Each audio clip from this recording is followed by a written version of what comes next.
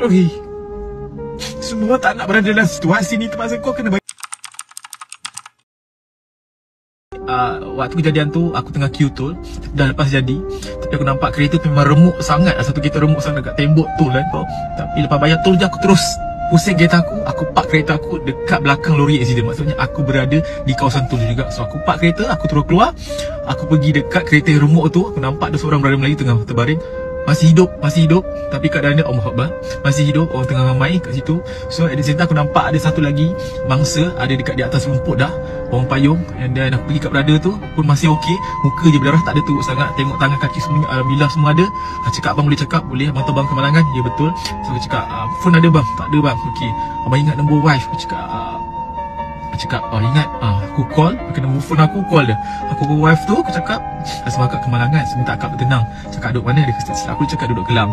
Okay lah. So since husband dia masih okey bercakap, aku bagi handphone tu dekat akak tu. Bang cakap sikit dengan wife. So aku cakap sikit, aku bagi sekejap je sikit cakap, because aku nak akak dia, husband, wife tu rasa lega yang husband dia selamat. So aku cakap dekat akak dia kemalangan ni kak dengan kawan dia sekerja. Salah aku nampak itu 4-wheel JKR. So akak kenal, akak tahu tak? Kenal yang badan besar-besar. Betul. Kak boleh tak kak, akak tolong call keluarga dia kalau akak ada kontak. Saya tak dapat nak dapatkan maklumat berkenaan tu handphone, because keadaan dia sangat teruk pada kita tu. Settle part tu, sementara ambulans tak sampai lagi. So orang tengah duduk nak mengangkat dia, tapi tak boleh because badan brother yang dekat 4-wheel tu agak besar kan. Jadi tak boleh nak buat apa dekat situ. Okay, so aku pergilah dekat mak kepada baby tu yang meninggal 12 bulan tu. Pergi, dia menangis, dia meraung, macam mana anak saya, apa semua benda ni. Aku tak pergi tengok lagi masa tu, pasal aku pergi tengok yang sebelah kanan, sebelah penumpang 4-wheel tu sahaja. Aku tanya abang itu, bang anak di mana bang? Bawah ni dah tak ada dah bang. Ada Cina tu cakap dah tak ada dah bang, pasal dah pergi dia semacam. Aku macam terdiam. Aku pergi dekat tengok macam Allah Akbar. So aku pergi dekat akak tu balik, kak macam mana semua okey? Aku tanya ke kak, dia meraung dengan dia dukung anak dia kan, dukung anak dia. Mak kepada mak akak tu macam nenek, mak baby, and then ada seorang lagi anak tengah bangku dan seorang lagi baby. Sebab maksudnya dalam kereta Honda, satu kereta Honda tu, which is satu keluarga ni 4 orang naik.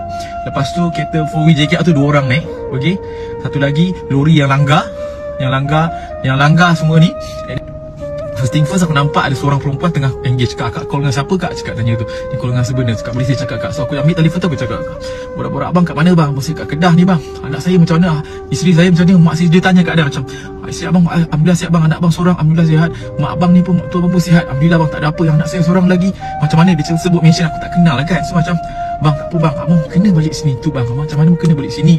Abang kena balik sini. Nanti abang tengok sendiri bang. Okay, abang tengok sendiri. Ya Allah, yang paling keluarga lain abang ada dekat sini. Aku cakap kat dia. Lepas tu cakap, tiba-tiba dia nak cakap dengan wife dia juga lah. Aku keep mengelak, tak nak bagi tu lah, because dekat Kedah weh, dekat Kedah.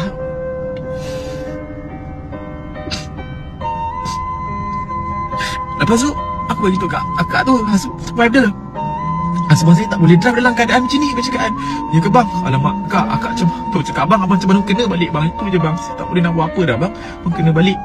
Lepas tu aku pergi dekat akak tu, aku cakap tenang ke kak. Dia bagi tu macam mana bang, anak saya bang, saya nak tengok anak saya. Aku keep mengelak bagi tu, aku keep mengelak bagi tu benda tu.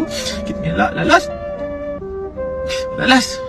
aku cakap dia, aku apa kena cakap? So macam aku cakap kat dia, kak tamam, anak akak dah tak ada. Aku macam dia marah.